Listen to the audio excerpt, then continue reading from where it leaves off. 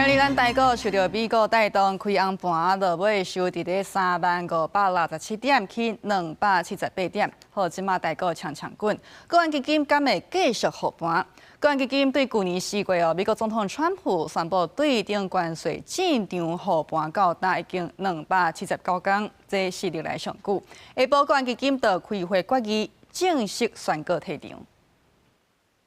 受到美国顶礼拜五四大指数拢起起来激烈，台股10日开悬行悬，上悬来到30681点，起将近400点，中场是收伫300567点，起278点，宽达股台积电开盘徛就1700块，收盘是收1690块，起10块。 其他亲像日月光、甲宽油精，抑个联电也拢是以起价收盘。其中，信华股价除了创下天价，也是台股头一间徛就8000块股价公司，收伫8055块，起伏大约5%。 现在的一个行情的上涨，并不是来自于国安基金护盘所导致。现在国安基金在场内唯一的好处就是只有心理上面的一个影响，而没有实质上面的影响。所以我认为短线对于台股的冲击可能不会很明显。 国安基金也就是国家金融安定基金，政府对2000年设立，主要用途是安定国内金融市场，即要伫国内外发生重大也是金融相关事件，造成资本也是金融市场失去特殊。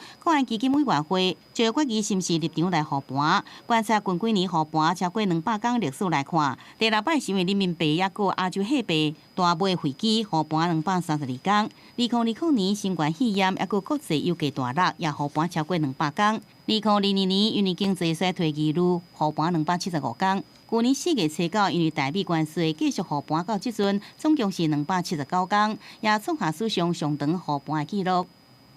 应该是可以撤出了吧，尤其是现在最近的成交量呢，平均都在6000以上了啊，资金也回流了，人气也回流了，所以现在再继续护盘的话，似乎有点怪怪的。 专家认为，无论国安基金是毋是继续护盘，还是退场，对股市影响拢无大。最后，国安基金委员会强势决议，因为已经无国内外重大事件，国际资金大幅度移动，造成资本金融市场失去特殊的问题。国安基金即日起停止执行安定市场的任务，回归证券交易市场机制。记者综合报道。